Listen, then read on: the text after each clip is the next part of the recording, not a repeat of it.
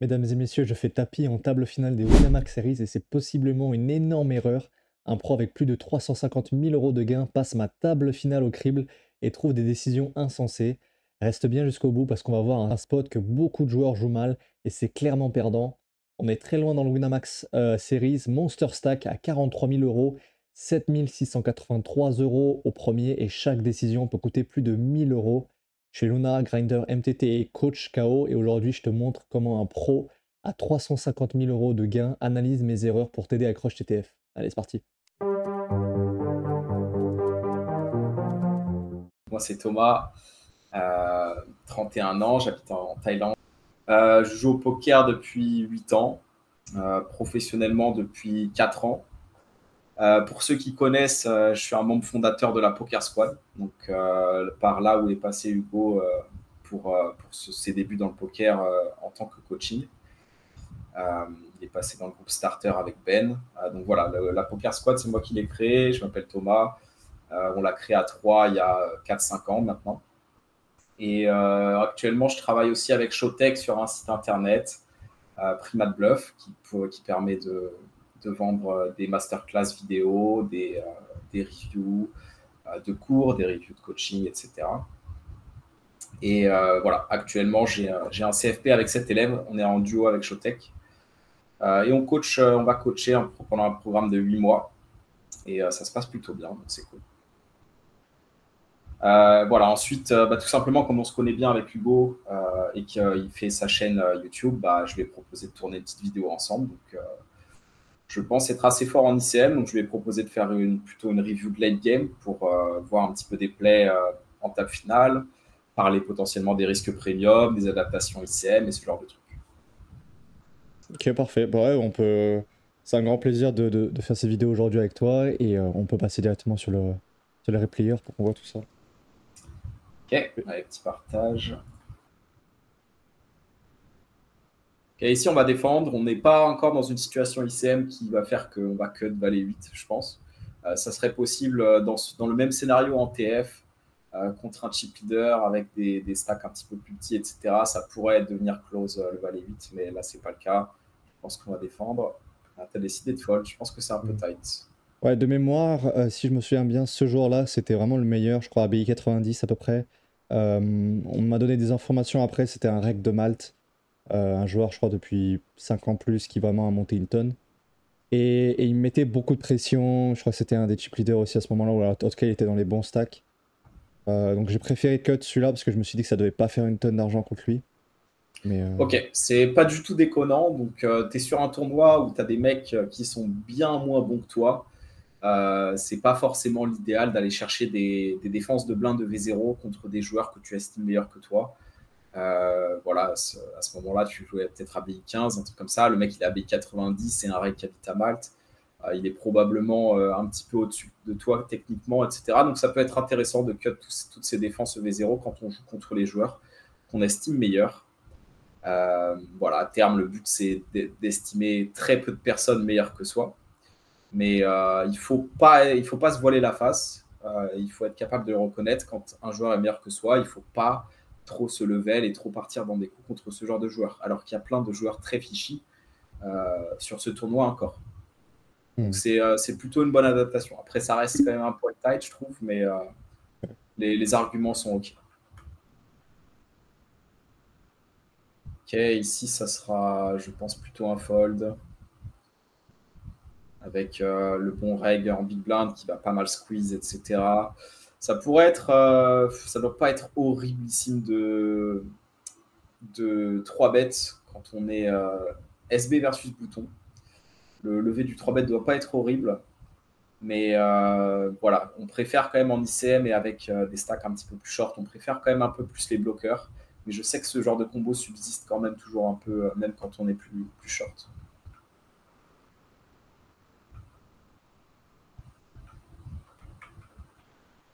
Ok. C'est un spot close ici. Je pense que le flat est un peu ambitieux. Ça va dépendre exactement de combien de joueurs left. Si c'est 40 left, 50 left, ça peut aller. Si c'est 15 left et qu'on se rapproche quand même de la demi ou du 3 table left, Le flat a l'air un peu trop ambitieux, donc je partirais sur un 3 bet ou un fold ici plutôt. Boosted aussi, tu dois le connaître, non? C'est pas un joueur régulier que tu dois jouer. En tout cas, moi, ça me dit quelque chose. Et Shantaram, de mémoire, c'est lui le meilleur. On pourrait même vérifier, je sais pas si t'as Poxat, tu veux montrer de son ouais, on peut regarder vite fait les profils de la table. Je crois que Boosted, en tout cas, c'est un joueur que son pseudo, c'est sûr, ça me dit quelque chose. Et Shantaram, à mon avis, c'est le reg ABI 80. Même, je pense qu'il joue un peu plus cher maintenant, mais il n'y a pas non plus beaucoup d'occurrences quand je le. Ouais. Non. Alors, ABI 32, fin tardif, faut éviter de regarder les courbes. Hein. Tu dis non parce que tu as vu la courbe rouge, mais... Non, surtout parce qu'il n'y a pas beaucoup d'occurrences. On va pas ouais, s'il n'y a pas... Voilà, c'est ça. Il ne faut pas juste voir une courbe rouge qui descend comme ça. 533 tournois, c'est vraiment pas beaucoup. Surtout quand la moyenne des participants, c'est 1750. C'est tout à fait normal de bad run sur 500 tournois sur des feeds aussi gros.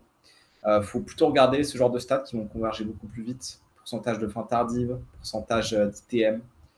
Ce genre de truc, et ça n'a pas l'air horrible non plus. Il a beaucoup de re-entry, donc c'est pas des stats de dingue, mais c'est pas un fiche non plus. Ouais, et il y a Shantaram si tu veux regarder. Je crois que Shantaram c'est le. C'est appui coiffure, ça me dit quelque chose aussi, mais je pense qu'il joue beaucoup plus faible. Ça me dit quelque chose aussi, c'est appui coiffure.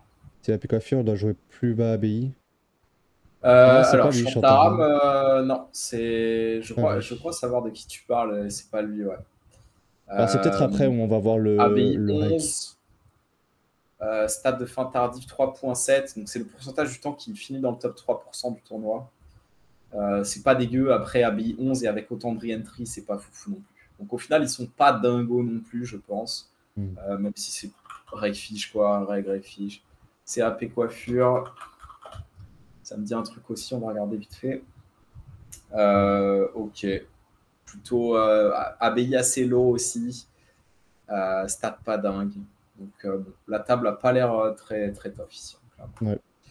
Ok, j'aime bien le 3 bet. Par contre, j'aurais peut-être fait un peu plus cher. Il a fait 4.5. Ici, j'aurais fait 5, je pense. Quelque chose comme ça. Après, ça me dérange pas du tout. Une différence de 0,5 BB, c'est pas grand-chose, quoi. Mais j'aurais plutôt fait 5 BB ici pour être très précis. Ouais.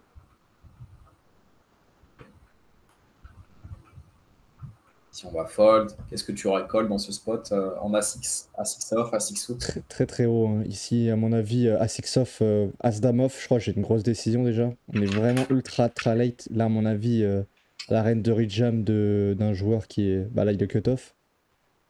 Là, à mon avis, là, je pense qu'il y a vraiment une tonne de RP. C'est vraiment peut-être la situation où je me dis, c'est naturellement, il y a beaucoup de RP. Sa range est quand même pas si wide. Donc, ouais, je dirais As Dame off, c'est que ça commence déjà à être une grosse death. As Val off, je pense que je pure fold facile. Et As-Roi off, je vais call. Hein. Et dans les As suités, peut-être As Valet suité, ça va vraiment être la main charnière. Je pense pas que je redescends trop bas là-dedans. Et après, dans les PP, c'est là où ça se complexifie un peu. À mon avis, c'est là où encore j'ai un peu des progrès à faire dans l'estimation des PP. Je dirais plutôt quelque chose comme 9-9, 8-8, ça va être des mains closes, je pense. Ouais, en gros, les combos close dans ce spot, je pense que c'est 8-8, As-Dame off et As-Valet suit. Et ce qui est au-dessus, ça va être des calls, As-Roi off, As-Dame suit. 9-9, ça va être quand même plutôt des calls, à part s'il y a des gros reads sur le profil, hein, comme d'hab. Mais le standard ici, je pense, en micro-exploit d'un mec qui va être quand même un peu plus tight que ce qu'il devrait, je pense que ça sera dans ces eaux-là. As-Dame off, As-Valet suit, les combos un peu close de V0.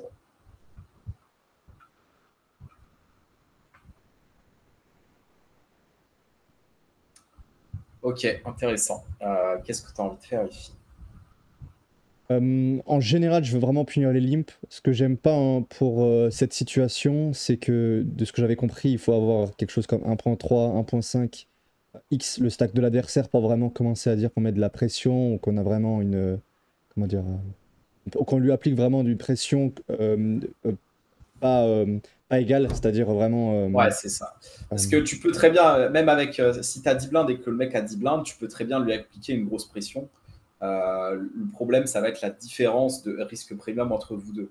Donc, ce qu'on peut appeler le risk advantage.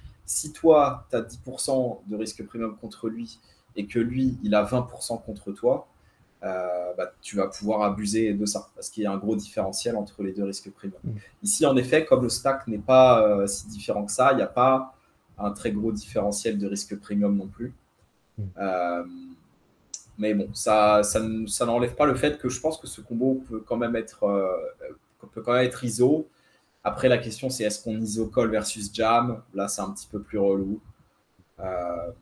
En théorie, peut-être que ce combo va être check back pour justement éviter cette situation de on se prend le tapis. Je pense qu'en pratique, ça peut être OK d'ISO et juste de fold versus le jam parce qu'on a de l'edge et parce que le combo ne va pas prendre grand-chose, etc. Oh, c'est ce que j'ai fait, à mon avis, ce que j'ai fait. Oula, oula, oula. Non, non. Tapis. Peut-être Ouais, un je peu pense que c'est vraiment. énervé. Ouais, ouais, ouais. Ouais, Alors, il je doit y suis avoir vraiment des pas fan. tapis dans ce spot, mais je pense pas avec Roi Dame off. Les tapis dans ce spot, ça va être paire de 2, paire de 3, As 2, peut-être des Roi 2, Roi 3 qui se baladent aussi, des combos un peu bizarres comme ça. Mais bon, c'est 20 dips quand même, il n'y en aura pas tant que ça. Mm. Et ouais, je ne mettrai pas trop Roi Dame dedans, perso. Ouais, ouais, moi non plus à l'heure Ça actuelle, je pense que je. ça complique pas grand-chose. Ouais. Tu vas peut-être te faire call par Roi Valet Soute, mais c'est même pas sûr, quoi. Ouais, non, là, je pense que c'est vraiment pas bon, ouais. De ma part. Et puis la main se joue pas trop mal post-flop. Hein, pourquoi on jam Roi As-2, As-3, 2-2, 3-3, etc. C'est parce que ça joue pas très bien post-flop. Mm. Roi-Dame, quand t'es short, tu fais une top pair, t'es très content. Ça joue quand même relativement bien. Mm.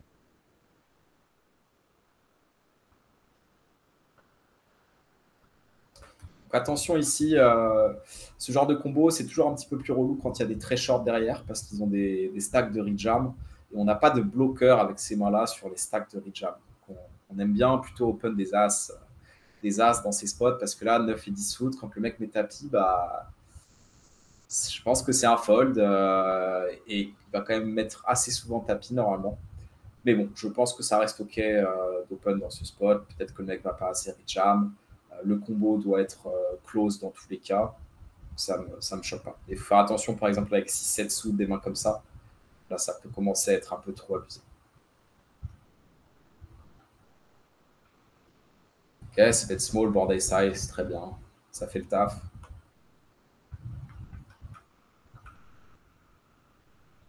Ok. Donc là, c'est le CL de la table. On a vu que c'était pas le joueur de l'année, mais il était quand même à BI 30 et qu'il avait des stats OK. Et de mémoire, parce qu'on était en grindhouse pendant cette TF, il me semble. Ouais, c'est Et possible. je me souviens que je suivais un petit peu et ce mec-là avait l'air quand même assez agressif sur la pression du chip lead. Donc il utilisait son avantage de jeton pour mettre la pression sur les autres, etc. Et donc ici, je pense qu'on a un jam assez évident. Il faut éviter de call les 3 bêtes quand on arrive dans des situations avec de l'ICM comme ça. Il faut un peu plus souvent, quand on est contre le chip leader, il faut un petit peu plus souvent prendre sa décision pré-flop. Donc soit tapis, soit fold. On va call un petit peu moins. Donc ici, je pense que le standard contre un joueur qui fait son taf de chip leader, ça serait de jam. Et si tu as un read que le mec, c'est un tight, etc., on peut potentiellement envisager le fold avec 9-9. Ok, j'aime bien. Ouais. Je sais même pas pourquoi je l'ai pris, même à l'heure actuelle, je pense que j'aurais penché vers le fold par rapport à mon niveau et ma stratégie contre la majorité des chip leaders. En général, je Alors, pense que je. faut être capable de reconnaître ces profils-là quand même, hein, parce Mm. que sinon, ils vont juste te pisser dessus. Ouais, Dans ouais. des situations où le feed il joue comme ça, le feed des tights, etc., ces mecs-là vont sortir du lot parce que ils sont beaucoup plus agressifs, ils font beaucoup trop bêtes, ils vont faire peur, etc. Il faut réussir à repérer ces profils-là pour pas se laisser faire.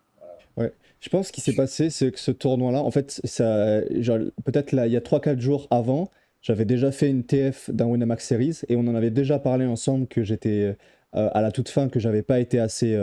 En tout cas, j'avais pas été contre-agressif contre des joueurs qui pouvaient me mettre beaucoup de pression. Et du coup, je crois que je l'avais corrigé dans celui-là de mémoire si je m'en souviens bien. Et du coup, c'est pour ça que je l'ai pris parce que j'avais comment dire, cette petite supplément de connaissances à ce moment-là, quoi. et de Ok, pas me laisser marcher intéressant, dessus. super. Ouais. Voilà, ici c'est un cas d'école un petit peu où le gars il a le gros stack et il commence à te 3 bet quand tu arrives en late. Donc il faut être attentif, il faut se concentrer sur les phases de late game comme ça pour bien repérer ces profils-là qui jouent correctement, entre guillemets, qui mettent la pression comme ils devraient le faire avec leur avantage de stack. Mm. Je pense que si on run ce spot, ça sera un jam 9-9 ici. Mm. On va plutôt défendre à 6 ici. 25 blindes, ça m'a l'air un peu abusé pour rejam. Même si en ICM, il peut exister des rejam As-2, As-3 sous, des trucs comme ça des fois, mais peut-être plus aux alentours des 20 dips que 26. Et on va plutôt 3 bet des combos off, As-6 off, As-2 off, As-3 off. Des combos comme ça plutôt que les combos As-X suités. Ok, c'est plutôt un bon board pour Big Blind et en plus tu as l'avantage du stack, donc un truc qui va peut-être pas parler à beaucoup de joueurs ici, mais le donk bet doit être envisageable, je pense, sur ce genre de texture, avec une range Big Blind, avec l'avantage du risque premium. Le donk bet doit être envisageable dans ce spot. On Ouais, bloque je un pense que petit je l'ai peu pris. là. Je pense que je l'ai pris. C'est quelque chose que je prends pas mal en late game. Parce Donk bet. que, ouais, en tout cas sur cette configuration, comme tu l'as dit, en couvrant le joueur, et ouais, je lui mets beaucoup de pression. Pourquoi est-ce que je l'ai pris et que je le prends? Par contre, je prends pas ce genre de play en early parce qu'il y a des profils qui sont juste incapables de comprendre déjà que ça avantage la range et ouais, forcément ils vont juste pas subir assez de pression pour que Dongbet accomplisse de faire fold certaines mains tout de suite, quoi. Ouais. Alors tu peux regarder ce genre de spot. Alors sur Wizard, t'as pas Wizard, mais en fait, ce qui se passe quand tu donk bet, c'est que tu es censé donk bet avec des petits sizes et Vilain est censé répondre très agressivement avec des checks, avec des raises IP, par exemple avec des mains pas super intuitives des fois, comme des As-X, des Rois-Valets, des trucs comme ça. Je pense que la POV va faire quand même pas mal d'erreurs versus donk bet dans ce spot. Ça va trop jouer en call, pas assez en raise, et du coup, ce qu'il va falloir faire dans ce spot, c'est jouer pas mal en 2 barrels en fait, je pense. Ouais, je pense que ah non, j'ai pas donc. Intéressant. Bah, je pense que j'ai joué un Checker, il a check ses bêtes raise. small. C'est pas, je pense que j'aime bien le check Euh, raise aussi. Petite préférence check raise que check call.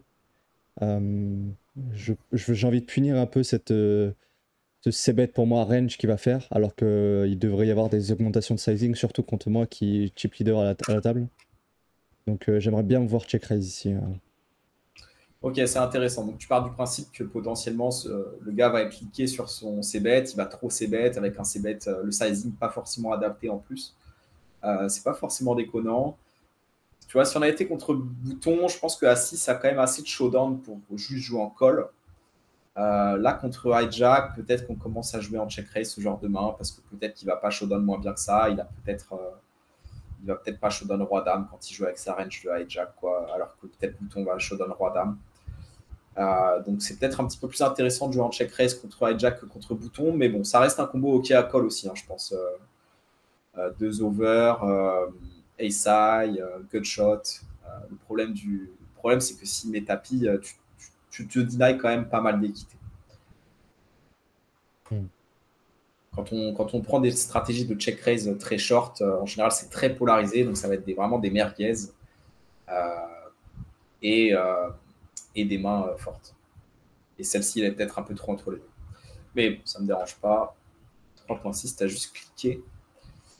Alors ici, n'importe quel A6, il a quand même une over avec gutshot, donc on ne fera jamais fold les A6. Ce qui est bien, c'est que tu bloques cette partie A6, donc il aura un petit peu plus souvent la partie valet 10, valet 10 suité, dame, dame valet, roi dame, ces trucs-là, quand on bloque l'as, et du coup,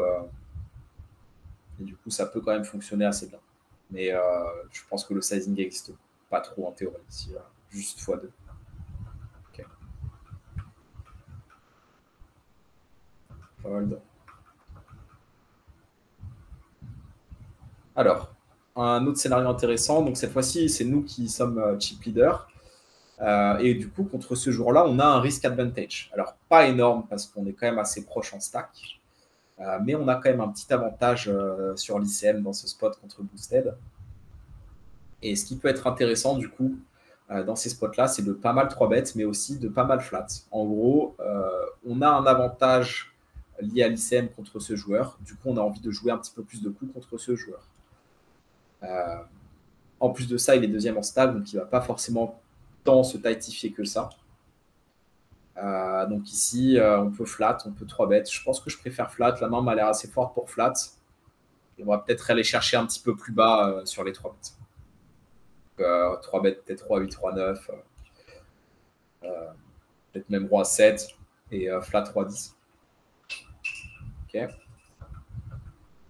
Flop la quinte, il check. Bon, là, les stratégies des joueurs seront trop différentes d'un joueur à l'autre. Donc, c'est très dur vraiment de discuter de ces spots-là. Il y a des joueurs qui vont trop c-bet, il y a des joueurs qui vont trop check. Il y a des joueurs qui vont jamais être protégés, il y a des joueurs qui sont tout le temps protégés. Donc, c'est très, très dur. Ces spots OOP, c'est très dur de mettre les vilains dans des cases sans avoir vu quand même pas mal de mains. Dans tous les cas, on a quinte, on unblock les paires, on unblock les paires, etc. Donc c'est une main qu'on a envie de bet, je pense. Le sizing après, c'est en fait si le mec check range, on doit pouvoir faire assez cher. Si le mec va bet pas mal d'as, il va checker un petit peu plus bas, peut-être qu'on a envie de size down un petit peu pour garder plus de mains dominées. Ça sera un petit peu ça la logique sur le sizing, je pense. Je pense que mid-pot, c'est pas déconnant. Quelque chose entre un tiers et mid-pot, suivant ce qu'on estime de la stratégie de vilain en face. Ok, t'as vraiment petit. Je pense que ça sert pas à grand-chose de faire aussi petit. Pourquoi, à ton avis? Parce que sa calling range, à mon avis, elle est un peu plus inélastique au sizing. C'est-à-dire qu'une dame, un valet ou un as va call un tiers comme il va call mi-pot s'il a des redraws, et que des mains comme des underpairs comme 7-7, 8-8, ça va être des snap-fold, quoi, n'importe quel sizing. Et donc ouais, je pense qu'il faut target forcément la calling range qui va être un peu plus inélastique au sizing. Ouais, c'est très bien, c'est exactement ça. En fait, le mec, s'il a 7-7, 8-8, peu importe le size, il va fold. Et ses deuxième paires et ses troisième paires, elles ont, comme il a une range d'open low jack, en plus de sa deuxième paire et de sa troisième paire, il a très souvent une gutshot. Dame valet, roi dame, dame 10, toutes ces mains-là, qui ont très souvent une gutshot en plus, et donc qui vont quand même pouvoir call des sizings plus chers au flop. Donc, en fait, je reviens un petit peu sur ma décision. Le 1 tiers, j'aime pas trop. Je pense que le mid-pot, c'est l'idéal dans ce spot. Un mid-pot ici. Ouais, je suis assez d'accord aussi là. Et puis les as, c'est un spot où il a tout à fait le droit de checker quand même pas mal d'as. On a de la value directement sur les as aussi. Si c'est set-off, peut-être un peu abusé au cut-off ici, même si on a l'avantage. 3-3. Alors, quand on a envie d'abuser sur les open, quand on couvre les vilains pour mettre la pression, etc., on va pas nécessairement aller chercher ce genre de main. Alors, ça me choque pas de l'open, cette main-là, mais juste pour dire, quand on élargit notre range d'open, on va préférer les taper dans les as X-off, des rois X, des trucs comme ça, des bloqueurs sur les ranges de rejam. Alors que 3-3 n'a pas de bloqueur sur les ranges de rejam ici. Donc, ça me choque pas de l'open, mais c'est pas une main qui va tant être prise plus que la normale dans les spots ici. Okay. Paire de rois. Bon, ici, il n'y a pas trop de décision. Ça va être un 3-bet size. Le jam est beaucoup trop vénère avec une main si forte. Le flat, non. Et voilà, donc c'est juste 3-bet size. Ensuite, on va se poser la question du sizing. Moi, personnellement, j'aurais fait 5.8, quelque chose comme ça. 20 deep.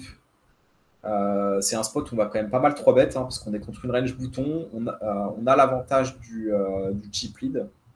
Donc, c'est un spot où on a beaucoup le droit de 3-bet size. Vilain est censé tightifier pas mal sa range d'open. Il va peut-être pas forcément le faire suffisamment dans ce spot. Donc, c'est un spot où on a envie de beaucoup 3-bet size. Du coup, on va potentiellement prendre des sizings un petit peu plus petits, 5.5 par exemple ici. Ok, 5.8, c'est exactement ce que j'ai dit. Visionnaire. Je sais pas comment j'ai dû prendre le clavier ici et faire un petit truc. J'ai fait un petit ninjutsu, j'ai trouvé pile le size 5.8. Ah, j'aime bien ça. On pourrait argumenter 5.5 parce que l'ICM fait qu'on a beaucoup envie de 3-bet ce spot, encore plus que. Ouais. Mais j'aime bien. Roi 6 suité, je pense qu'on peut juste jam directement ici. Ça doit pas être horrible de limper aussi. Mais ouais, les deux se valent. Je pense que les jams ont toujours printé un petit peu plus que la théorie contre des mecs qui vont avoir tendance à overfold. Alors, overfold en ICM, pas tout le temps. J'ai déjà vu des dingueries, mais. Voilà, je commence vraiment à prendre le large et à mettre beaucoup de pression du coup. Ouais, donc voilà, typiquement sur de main, quand il y a un mec à 5.6 qui est un petit peu foutu, quoi, donc il va s'envoyer en l'air assez souvent, ça va nous empêcher, entre guillemets, de trop abuser. Ce genre de stack derrière nous. Ça va nous empêcher de trop abuser sur nos open, malgré le fait qu'on est chip lead, etc. Parce qu'il y a ce mec à 5 blindes, on va se commit en plus quand on open. Donc on va éviter d'open ce genre de main, en tout cas, c'est sûr. Qu'est-ce que j'ai fait là? Ok, plutôt des mains qu'on va check back. Les ISO, ça va être des mains un peu moins fortes qui jouent un peu moins bien. Donc des 6 et 2, des 5 et 2, des 7 et 3, des trucs comme ça, des trucs un petit peu plus déconnectés pour isoler en bluff. Celle-ci, c'est plutôt des check back, 6, 5, 4, 5, etc.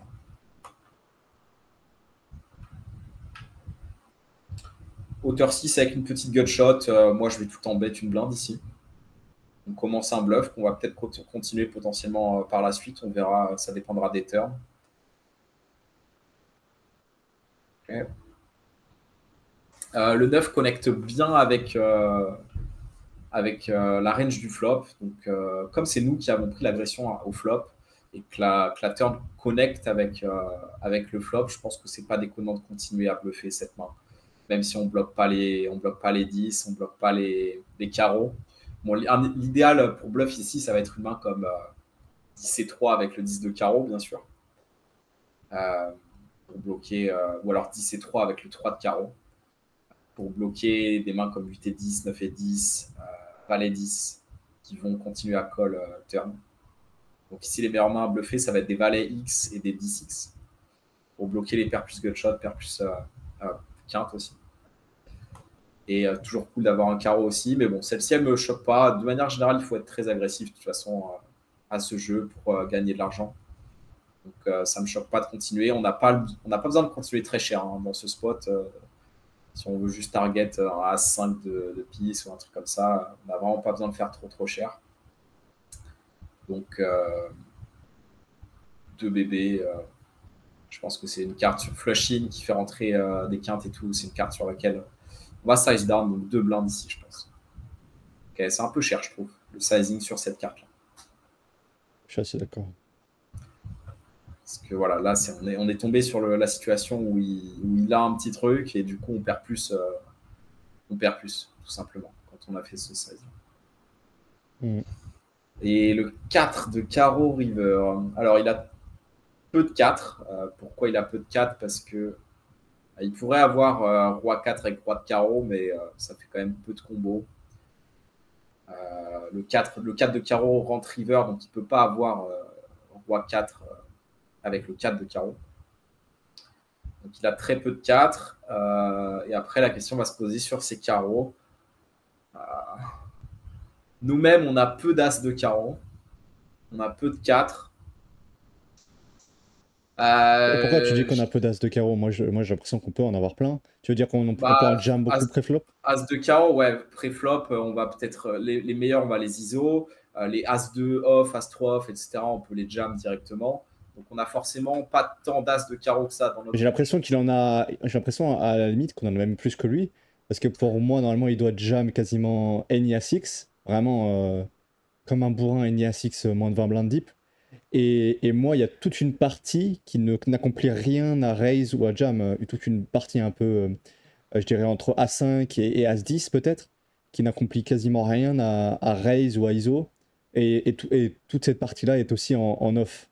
Alors que lui, il n'a quasiment aucune partie en off dans les As.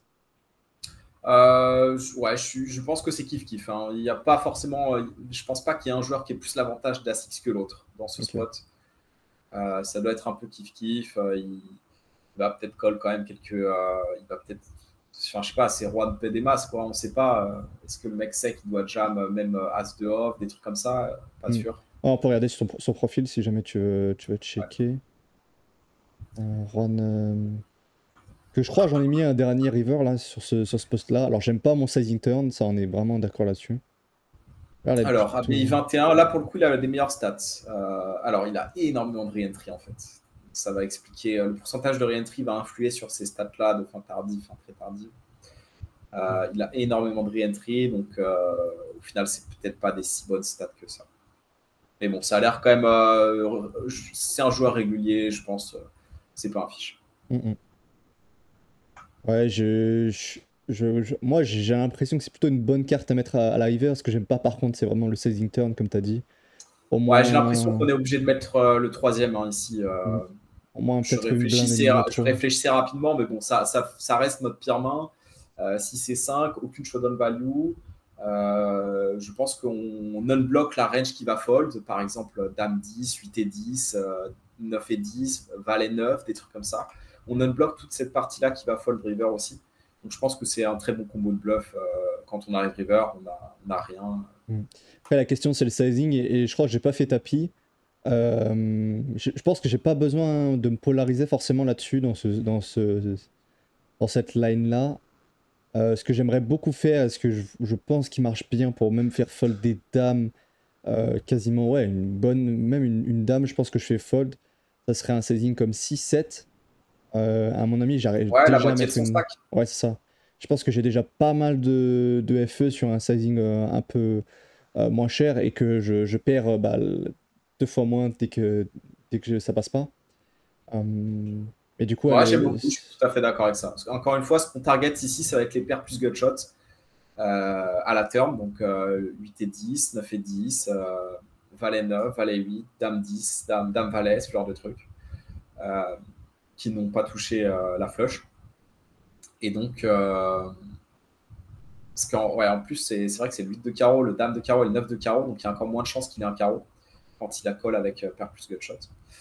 Donc, pour faire fold ces mains-là, on n'a pas besoin de faire tapis. Hein. Je pense, ici, comme tu le dis, la moitié de son stack, ça suffira largement.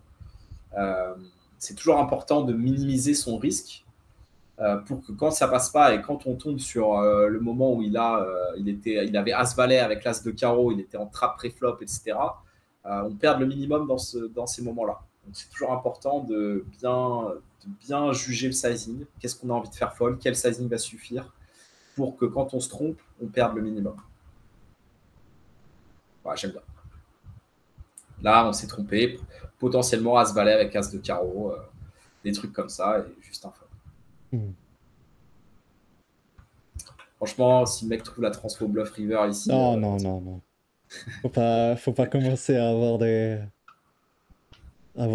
loups, avoir des fous. Non, non, y a pas ça.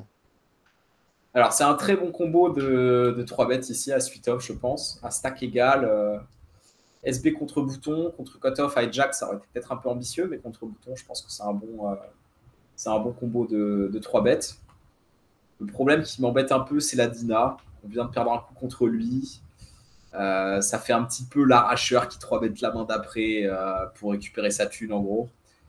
Donc, ça part un peu loin, hein, mais à haut niveau, un mec qui me 3 bêtes la main d'après comme ça, je le 4 bêtes. Parce que Ouais, il est en train et- en Dina, il est en train d'essayer de récupérer sa thune en quelque sorte. ouais, Water, il fait Euh, attention à des trucs comme ça. Moi, personnellement, quasiment pas. Sûrement une erreur, un truc un peu un axe de provocation futur. Mais ouais, à l'heure actuelle, c'est pas trop le genre de truc. Parce que même moi, je suis quasiment, on va dire, pas émotionnel quand, enfin, genre pas, genre je vais chercher la win, tu vois, genre je veux vraiment, j'ai une tension par rapport à la win, mais j'ai pas de rancœur par rapport à gagner un coup, perdre un coup. J'ai pas ce côté émotionnel, genre up and down si je perds un énorme coup, je sais pas quoi, tu vois. pas trop. Ouais, non, après, je dis, je le 4-bet. Enfin, si j'ai dame 10 off, je le 4-bet pas, hein. Oui, oui, non, non, mais oui, mais ça, c'est des points que quand on progresse, je pense on doit faire un peu plus attention à ça, à des dynamiques, même une main après l'autre, quoi. Des mains, des 5 mains après, des choses comme ça, des dynamiques plus, comment dire, plus proches temporellement que juste des stats d'un gars en général ou les infos qu'on a. Ouais, et c'est sur ce genre de moment aussi, hein, où on peut prendre en compte ce genre de variables parce qu'on est en late d'un series. En général, il nous reste très peu de tables, voire qu'une seule. Et donc, c'est à ce moment-là qu'on peut vraiment prendre toutes les informations. Toutes les informations à dispo. On se souvient des dynamiques, on se souvient des mains qui ont été jouées, on se souvient des 10-15 dernières mains qui ont été jouées. C'est dans ces moments-là qu'il faut vraiment prendre un maximum d'informations. Voilà. Après, bon, je pense que le 3-bet reste complètement OK, hein. Le combo est tout à fait legit. Juste faire attention à ces petits trucs de dynamique. Ok. Voilà. Ah là là, putain. C'était sûr, en fait, c'était sûr. C'était sûr. Ouais, comme je t'ai dit, moi je connais pas la dynamique pour l'instant. Moi j'y vais, hein. J'y vais full. Mais ouais, bah, sûrement une erreur, hein, on est assez d'accord. Et ça aussi, ça c'est un truc que j'essaie un peu de corriger en ce moment. Tout ce qui est value fin en ICM, aussi l'agressivité quand je suis couvert. Des grosses différences de stratégie couvrant couvert. Donc ouais, ça devrait être des trucs normalement que j'espère qu'ils seront des progressions qui seront visibles dans les prochains series. Donc normalement, ouais, ça devrait être mieux. Ok, bah super.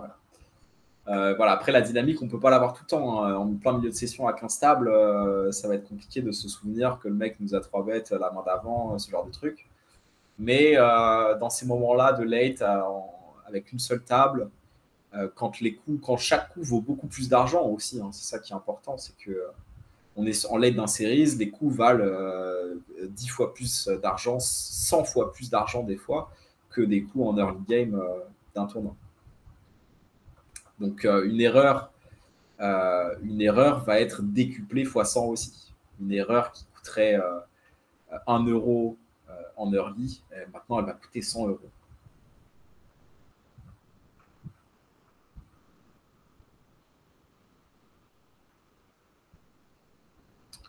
Je pense que je fold. Ça va dépendre. Est-ce que c'est la demi-finale? Est-ce que c'est 3 tables left? Est-ce que c'est 5 tables left? Ça va dépendre. Je pense que ça devrait être la demi-finale ici. Si on... parce que je suis arrivé en table finale sur ce tournoi-là. Et par rapport au nombre de mains restants, je pense qu'on est en table finale. En demi-finale, pardon.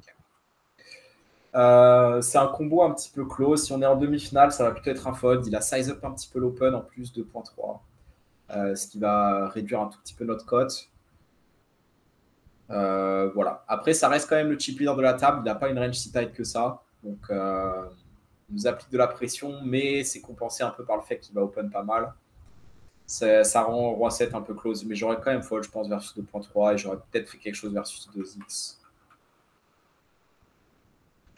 Encore une fois, c'est un bon combo de 3 bêtes. Je pense que le jam doit être close. 22 blindes. Qu'est-ce que tu en penses? J'ai l'impression que jam, c'est quasiment un punt. Genre, ça doit vraiment... En fait, ce que j'aime pas dans le jam, c'est que je pense que j'ai à peu près le stack médian ici, la moyenne, et que prendre des risques à rejam des combos qui sont bottom contre un field que j'estime plutôt dominé, ça me paraît être vraiment une mauvaise stratégie ici. Donc j'ai pas envie de flat, j'ai pas envie de 3 bet parce qu'on a vu que bah, je suis... Là, si je recommence à 3 bet, c'est que j'ai pas compris du tout la dynamique, tu vois. C'est vraiment... là, pour moi, ça serait une grosse erreur de dynamique parce que on a joué un coup avant, j'ai perdu une tonne, et là, après, j'ai 3 bêtes en bluff. J'ai l'impression que c'est pas vraiment le spot que j'ai envie de prendre, donc je crois que j'ai fold. Ah ouais, c'est un peu vénère quand même le fold, je trouve. On va peut-être run cette main vite fait pour voir. Je pense que c'est un 3 bet size.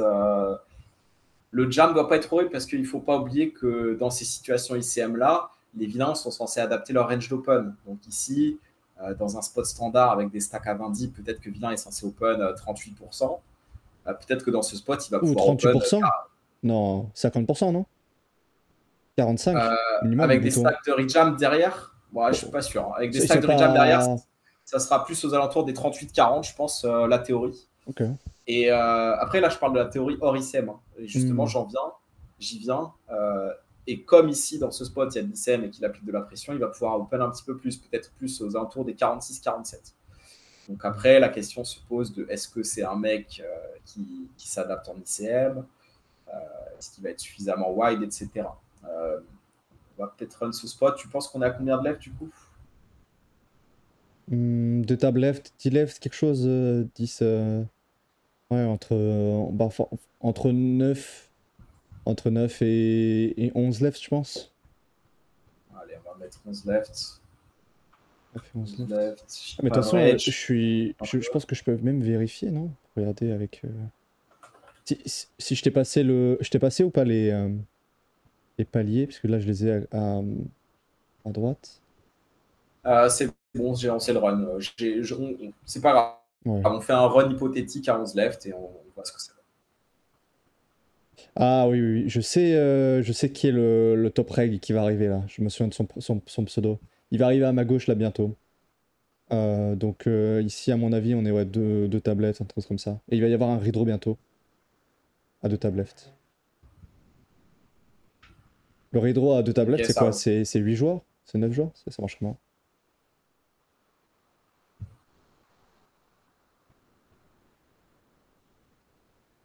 Euh, c'est euh, c'est 4. Attends, je réfléchis. L'ATF, c'est 7. Le rideau de 3 tablettes, c'est quand tu peux en faire 2 de 6. Donc, ça sera quand il y aura 4-4-4. C'est ça ta question? Euh, Ouais, le redraw de deux tables left, c'est. Par exemple, s'il y a une table qui. On est à deux tables left. Imaginons, il y a une table qui passe à 3 joueurs et l'autre qui reste à 6 joueurs. Ah bah les tables, il y a des mecs qui vont être déplacés sur l'autre table. Ouais, ok, ok. Bah, du coup, je pense que c'est ça qui s'est passé. Il y a dû y avoir des buzz de l'autre côté. Et là, il va y avoir le reg de Mal qui va arriver à ma gauche. Ok. Bon, je vais pas run des années parce qu'il n'y a pas trop le temps. Quoi. Donc là, je suis arrivé à CI 30 en quelques secondes parce que c'est un spot assez peu deep, etc. Donc voilà, voici la réponse. Au final, il est censé open 41%, plus 3% de jam. Donc ça ferait potentiellement 44% de VPIP. C'est à peu près ce que je disais. Contre plutôt aux alentours des 37-38 s'il n'y avait pas eu d'ICM. Donc l'ICM fait qu'il peut jouer un petit peu plus de main. Et contre une range aussi wide, on a le droit de jam as 10 off. C'est notre bottom de jam. Et c'est d'ailleurs le play recommandé. Après, en gros, si on sait qu'il open 41%, je pense que c'est vraiment un jam quand on regarde les EV ici des différents plays. Le problème, c'est qu'on n'est jamais sûr de ça. Est-ce que Villain va vraiment open valet 4 suité, valet 5 suité bon, on voit que la cible n'a pas été ultra convergée, mais si ça open 5% de moins, directement, As-10 off peut passer dans le 3 bets plutôt que le jam. Ok. T'as jam, donc c'est pas choquant du coup, mais il faut que le vilain respecte sa range d'open, etc. Mhm. Il est censé call. Il est censé call. Il est rien censé call de dominer en fait. Ouais. Merde. On a ici qui fuit. Après, quand même, j'applique un peu de pression quand même à son stack, je pense. Alors, il aurait été 30 blind deep, là, je pense que c'est un jam qui me paraît vraiment quand même ok contre un mec qui open bien. Et, euh, et là, ça me paraît. Ouais, je me voyais Alors, pas trop. c'est pas forcément un argument. S'il a 80 blindes, c'est tout autant un jam parce qu'il met encore plus de pression et donc il peut encore open encore plus. Ouais, mais le fait que sa range de call soit potentiellement plus loose, ça va pas impacter nos jams? Bah, ça change pas grand chose en fait, parce que dans tous les cas, dans ce spot-là, il est censé te call à ce valet plus. Tu Ok. vois. Donc, même s'il avait 80 blindes et qu'il colle et qu'il passe sur des calls à 10, bah, ça changerait en fait. Dans tous les cas, il va pas commencer à call à 9, ça m'étonnerait. Ouais, je vois, ok. Ok, je pense qu'on peut open roi 9 ici, à part si vraiment read sur boosted que c'est un malade ou quoi. Mhm. Ouais, Boosted, bizarre son profil. Je crois que c'était un joueur qui était capable de fight back et tout, mais qui rentre pas dans la bagarre pour aller chercher la win, quoi. Dans le sens où peut-être qu'à un moment il s'est calmé, quoi, et qu'il a pas continué pour aller chercher la win.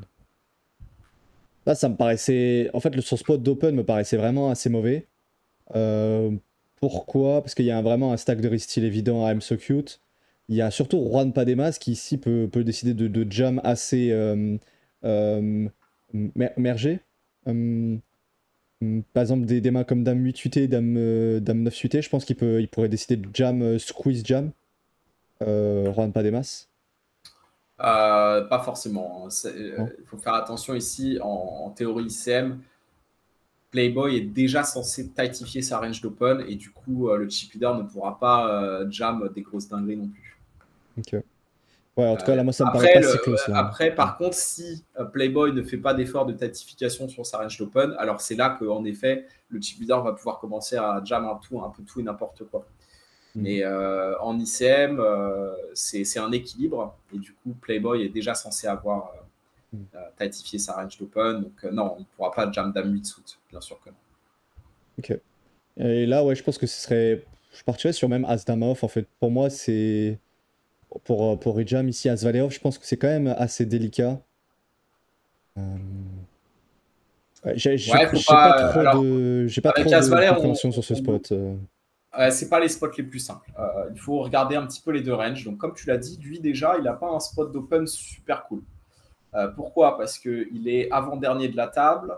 Il y a un très short ici qui peut mettre tapis assez souvent. Il y a un énorme chip leader dans les blindes ici. Il est couvert par big blind aussi. Donc là, son spot d'open est vraiment pas fou. Ensuite, lui, bah, il a très peu de FE. Il est contre une range très tight d'open. Quand tu es contre une range tight et que tu as très peu de FE, bah, il faut jam très strong. Donc ici, genre roi dame off, je suis même pas sûr que ça soit un jam, par exemple.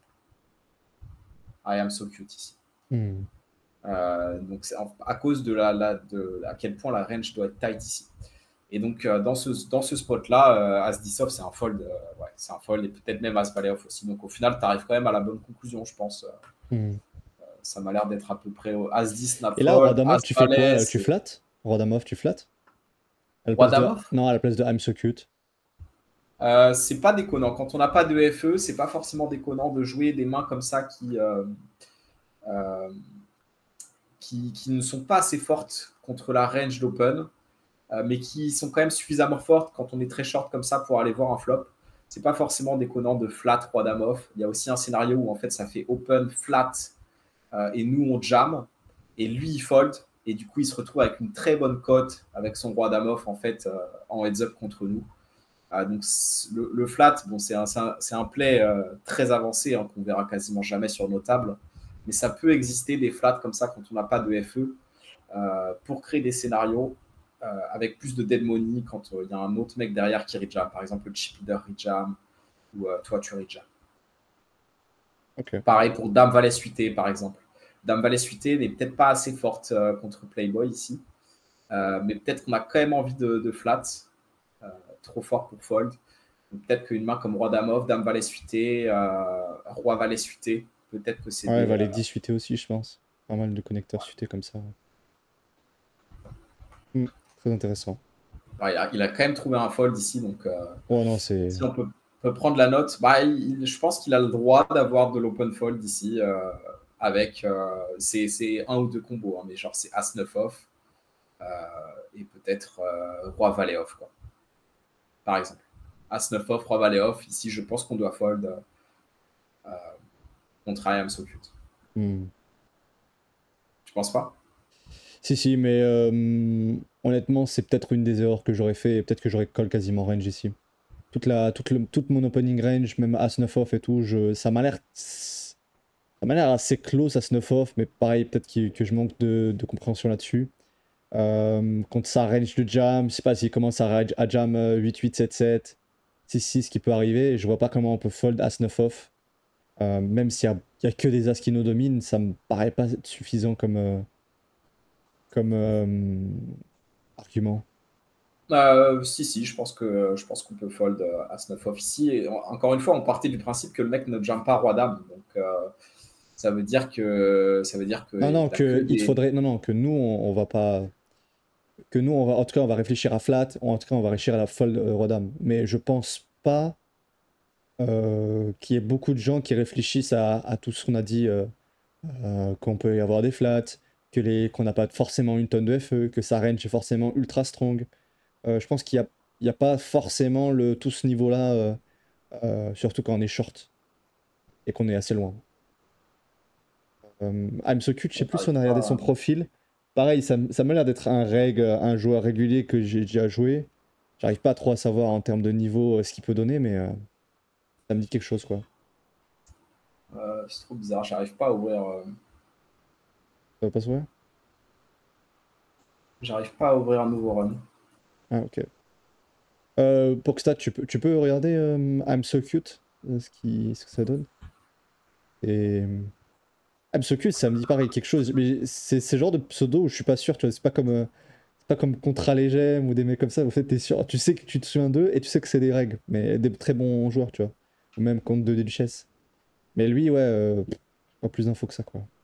Ouais, ça a l'air solide. Bon, après, c'est très faible ABI, donc c'est facile d'avoir des bonnes stats à cette ABI-là.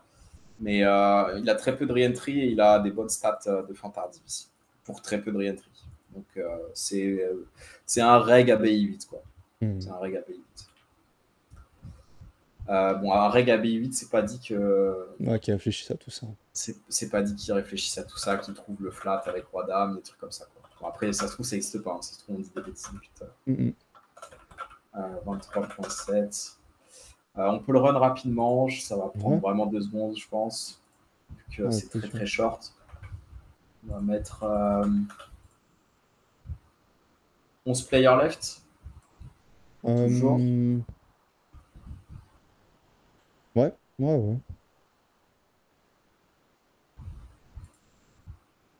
Regardez quand est-ce que I'm So Cute il a bust. Ah, I'm So Cute il a bust en 12ème. Ah bah il a peut-être bust sur cette main du coup. Ouais. Bah non, on a dit que ça a fold Playboy. Non, il a pas oui, bust. pardon. Non. Donc on est plutôt dans l'entour des 13 left du coup. Ouais, on doit être 3 tables left ici. Super intéressant, on est 3 tables left ici et on se retrouve en TF. Bon. Ah oui, mais je crois que ça a été un peu expéditif la TF, ça va être marrant. Ouais, j'ai défilé tout à l'heure rapidement. C'est marrant. Bah c'est le règle de Malte là, il a fait des dégâts. Quand tu joues bien et qu'en plus t'as le run derrière, c'est expéditif. C'est un play, une élimination, c'est terminé. Ouais. La win en 10 minutes. Alors. Si à 80, c'est pas foufou, mais on peut commencer à regarder un petit peu ce qui se passe. Je sais pas si je bug, parce que des fois, quand je suis toujours en train de run, ma voix. Ouais, ça bug un peu. Ça va Ça bug un peu, ta voix on l'entend bien, ta caméra elle bug un peu. Arrêter. Non, mais à la limite, ta voix on l'entend bien donc. Ok, vas-y, j'arrête. J'ai arrêté assez rapidement à CI 50. Donc on a une range d'open de hijack en effet assez tight ici, 20%, pardon. Avec As-8 off aussi, As-9 off, Roi 10 off. Donc je sais pas, c'est pas dit que les gens soient aussi loose dans ce spot, je pense.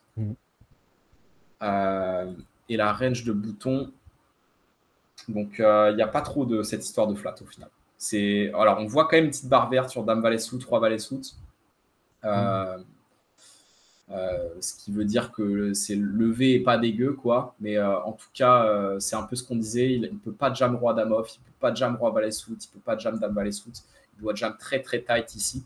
Et du coup, contre cette range de jam, au final, hijack aura de l'open fold, As-8, As-9, Roi 10, As-7. C'est un peu les combos que je disais. Alors, j'étais plus sur As-9, Roi Valet, mais c'est un peu ça.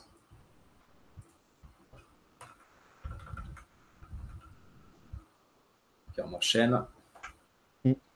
Alors, ici, c'est quoi ta stratégie en BVB? C'est Playboy le très bon joueur? Non. 4-4-4-4, quelque chose, son pseudo. Là, j'ai un seul sizing, 2.5. Peut-être j'ai un autre sizing spécial vraiment ultra nul. Un truc vraiment, peut-être 2, mais bon, là, je pense que le 7 mains, c'est plus enfin, je pense que si je simplifie un sizing, c'est soit 2.5, soit limp ici, jamais de fold quand je couvre le joueur. Et ça va vraiment dépendre de sa stratégie à lui, s'il est capable de rejam beaucoup. S'il fold beaucoup sur limp stab, je vais plutôt choisir limp stab. Mais sans trop d'infos comme ça, par défaut, je pense que je pars sur 2.5 avec un Ok. bloqueur. Ouais, je pense que c'est la meilleure option contre énormément de profils. De bien abuser de l'open en SB dans ces spots avec de l'ICM, short stack, etc. Ils vont avoir beaucoup de mal à trouver les jams, ils vont avoir beaucoup de mal à défendre correctement contre un open 2.5. Donc je pense que c'est le meilleur play ici. Super. Voilà. C'est très simple. Faut abuser de ces spots, c'est quelque chose qui marche très bien.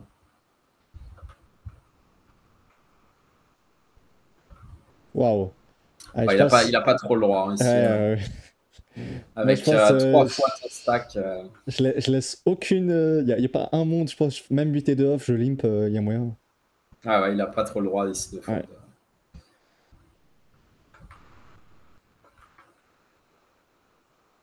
Ouais. Ouais, intéressant ici.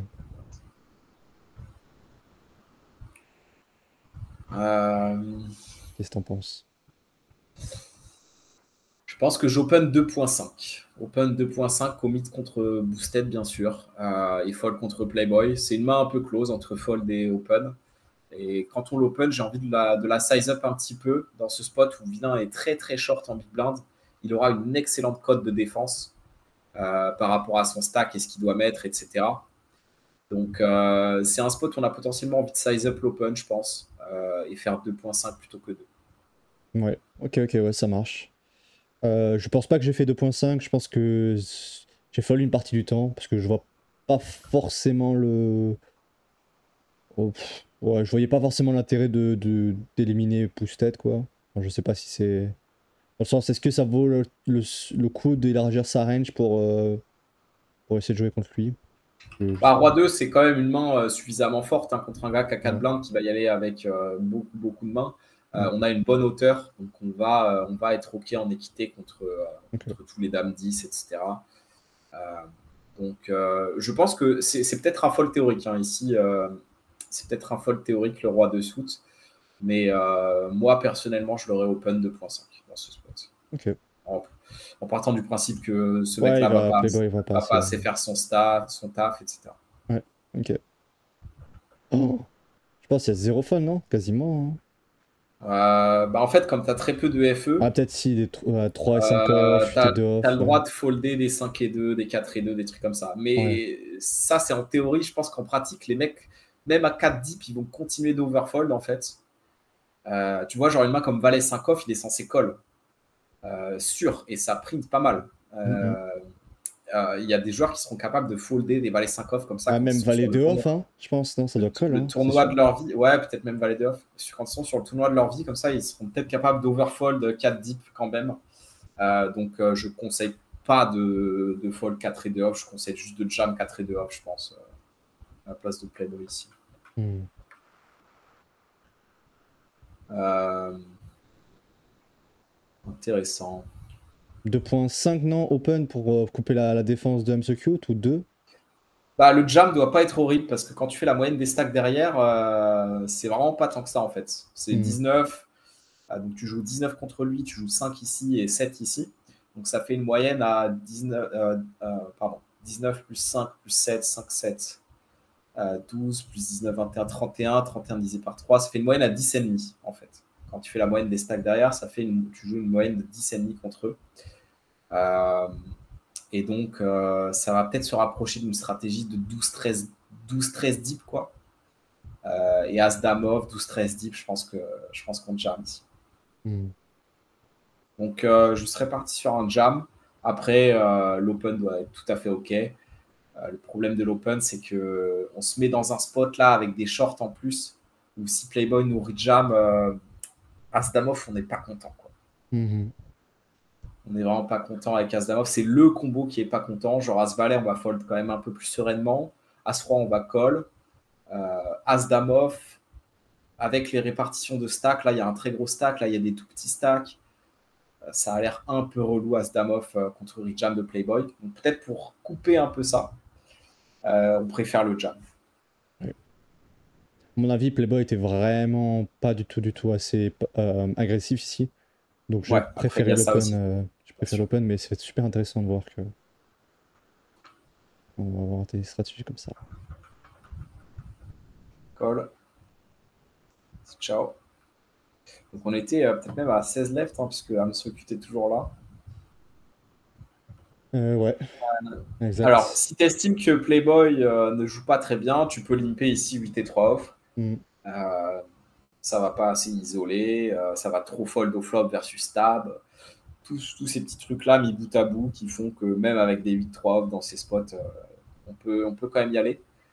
Par contre, contre Reg, à stack équivalent, j'aurais fold. Ouais, je vois.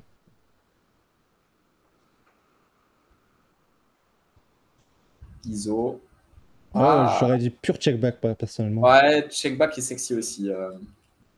Alors si on se fait raise, c'est affreux. Est-ce qu'on accomplit grand-chose?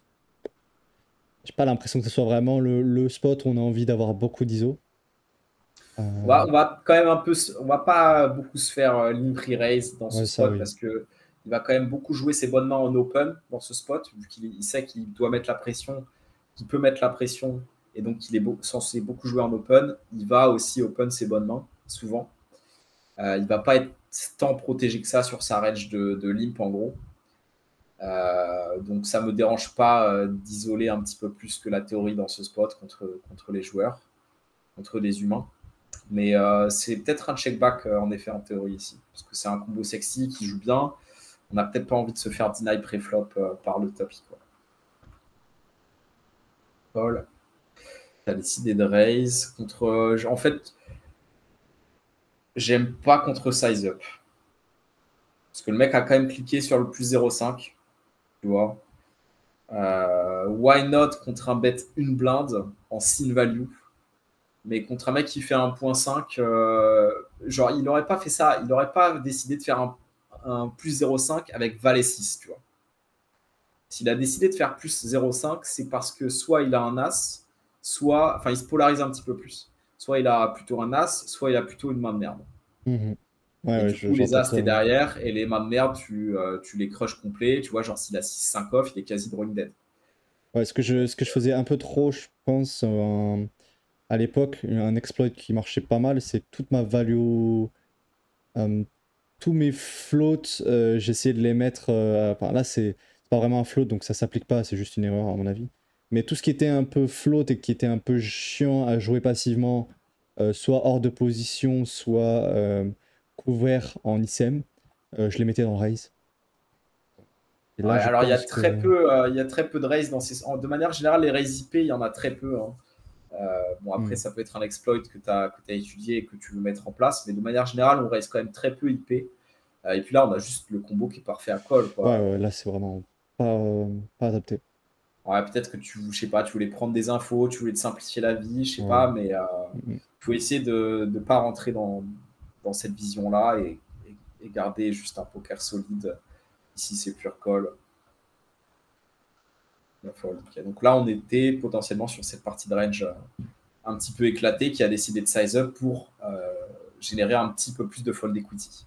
Ouais. Euh, mais en fait, contre cette range-là, bah, après, c'est à lui de la 3 barrettes, tu vois, good luck à toi, parce que nous, on va call le premier, on va call le deuxième.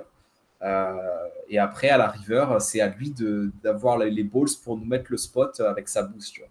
Ouais, Et ouais, exact. ils auront souvent pas assez de balls pour le faire. Donc, on va pouvoir gagner. Et puis, contre des joueurs agressifs, tu peux réfléchir à hero call 3 barrels avec ton valet ici. Hmm.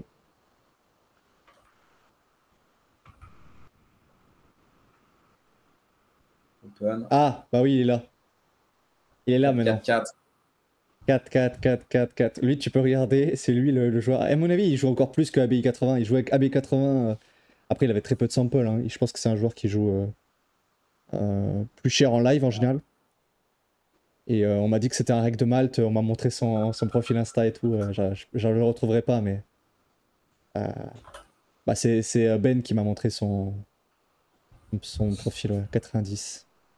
Alors, ABI 90, 40% de re-entry, des stats OK pour un ABI aussi élevé. On retrouve des stats que des mecs avaient ABI 8. S'il arrive à avoir ces stats-là, ABI 88, c'est clairement plutôt bon signe.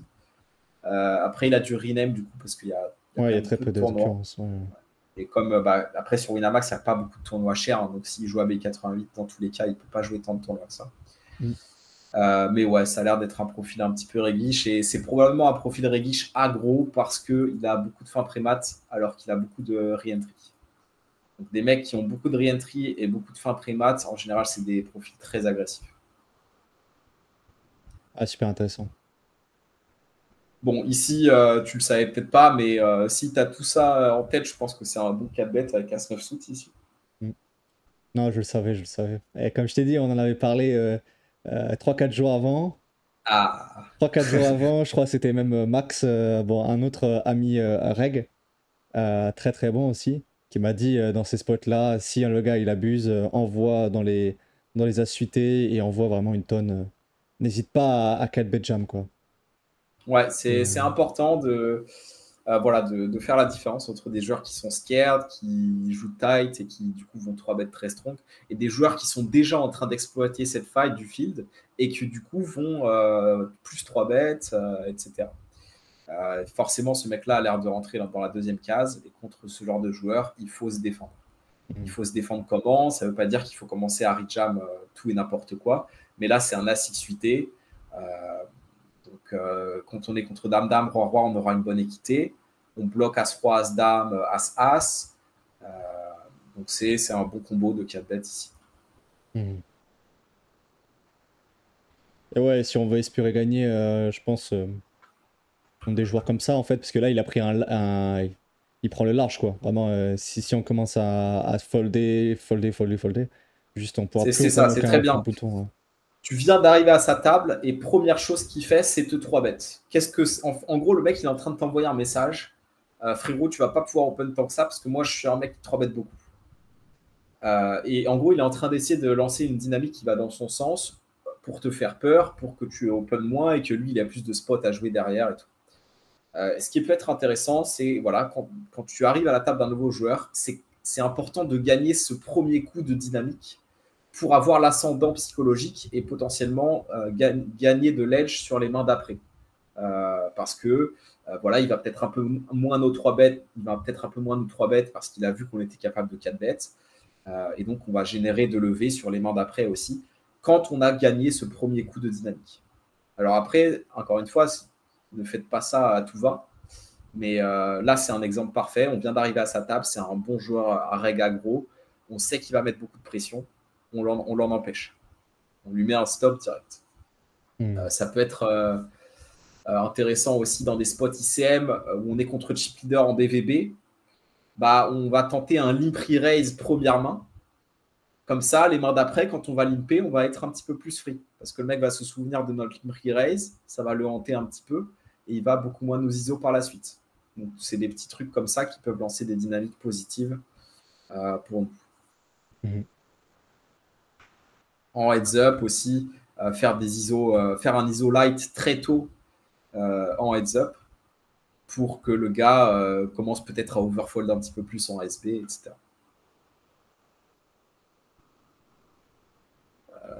Ok, donc là, bon, a priori, lui, c'est un mec qui va beaucoup 3 bet, donc il va falloir respecter quand même les adaptations ICM sur les ranges d'open, je pense, quand on a ce mec-là à notre gauche.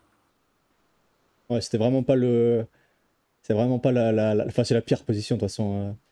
Ouais. C'est le chip leader. Il est ultra agressif. Il en foutait partout. Il rentre dans tous les coups. 35-40% même pas de VPIP, de PFR, il y a moyen. Ici, à ce moment-là. Donc vraiment, Il se fait plaisir. ouais, il y va à fond. Il y va vraiment à fond, fond, fond. Et on va même le voir en TF. Il y va vraiment. Il y va vraiment. Mais c'est, comment dire, c'est fait justement parce que derrière aussi, il a des bons sizing post-flop de ce que j'ai vu. Donc, quand même, il a une vraie. Ouais, honnêtement, je pensais pas avoir d'edge contre lui. En tout cas, pas post-flop, ça c'est sûr. Et je voyais pas je voyais pas forcément de plan d'attaque contre un joueur comme ça. Ouais. Bah, typiquement, la main d'après, on arrive sur un spot un petit peu close avec Roi 8 suité. Donc, avec ces arguments-là de ce bon joueur qui va bien mettre la pression, etc., peut-être même plus que ce qu'il devrait, je suis OK avec le fold. Mais bon, il y a quand même 90% des scénarios où j'aurais open sur Roi 8 suité ici. Hmm.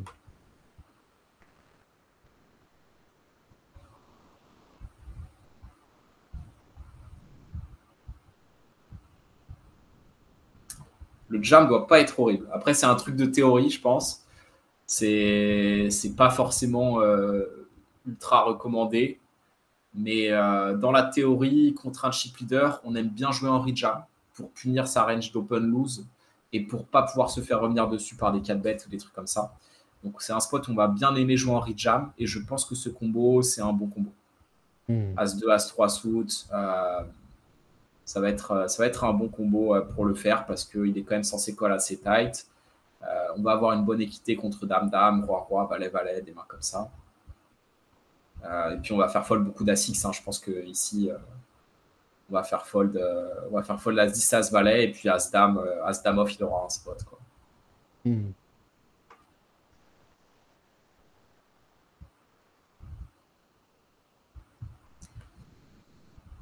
Pourquoi pas check raise cette main pour garder quelques paires dans notre range de check raise. En fait, c'est un board assez dry où on n'a pas forcément suffisamment de bluff. Alors attends, je dis peut-être des bêtises. Roi 2, 3. Est-ce qu'on a 4 et 5 off, des trucs comme ça? Je suis pas sûr. Hein. Contre chip leader, je pense qu'on n'a pas ça. 4 et 6 off, non. 5 et 6 off, non. Donc on a peut-être en suité, 4 et 5 suité, 4 et 6 suité, mais on n'a pas trop de combo off qui percutent les 2, 3, etc. C'est un board très dry où il va s'ébet beaucoup. Ça me choquerait pas de trouver un check raise avec As-3 ici. Ouais, c'est possible. Ça, c'est des choses que je faisais pas mal du coup à l'époque, peut-être en over fréquence. Après, il y a peut-être aussi le facteur où je me chie un peu dessus, je pense, contre lui. En tout cas, je suis pas aussi à l'aise que contre tous les autres où j'en avais rien à faire. Enfin, j'avais aucune. Ouais, je l'ai pris. Tu Où l'as je me pris. sentais pas forcément en dessous, quoi. Ok. Alors, là, on peut commencer à réfléchir à est-ce qu'on transforme notre main en bluff parce que c'est une super carte pour nous. Le 5 de pique, ça va connecter avec toute cette partie 4 et 6 suité, 4 et 5 suité, 5 et 4, 4 et 5 suité, nos flush draws qui ont touché, nos rois X sont toujours des top pairs. Donc c'est quand même une super carte pour notre range ici. Donc là, la question se pose de est-ce qu'on transforme notre main en bluff pour faire folder par exemple une paire de 8 sans pique, des trucs comme ça. Juste des... Enfin oui, ouais, paire de 8 sans pique par exemple. Et puis potentiellement faire fold même des rois X à la river. Moi, je pense que j'ai pas pris. Donc tu Pas as fait quoi? pris. Tu as checké ici? Ouais, je pense C'est que j'ai une carte checké. qu'on va beaucoup continuer. Hein. Elle est tellement belle pour notre range de check raise et pour notre range de big blind. Hmm. Alors elle est un petit peu moins belle dans un spot ICM parce qu'on n'aura pas toute la partie 6 et 4 off, 4 et 5 off, etc. Mais elle est quand même très sexy quand la flush rentre de manière générale. Hmm. Check, et là t'as fold. Ah ouais. Ouais, il faut savoir ce que tu fais. Tu vois, tu t'embarques dans un check raise. Il faut être au courant des bonnes turns, de comment tu vas pouvoir continuer ton play, etc. Là, j'ai l'impression que c'est un petit peu du gâchis d'avoir check raise, d'être tombé sur une aussi belle turn et d'avoir check fold. Ouais, je vois. Ouais, totalement. Voilà. Sinon, on pourrait tout à fait call aussi au flop, bien sûr. Ouais. Et en termes de Et d'ailleurs, sizing, tu ferais quoi à la turn? Hmm. alors c'est petit size ici. Je pense que j'aurais fait quelque chose 40? comme 3,5. Ah ouais, encore plus petit, ok. Intéressant.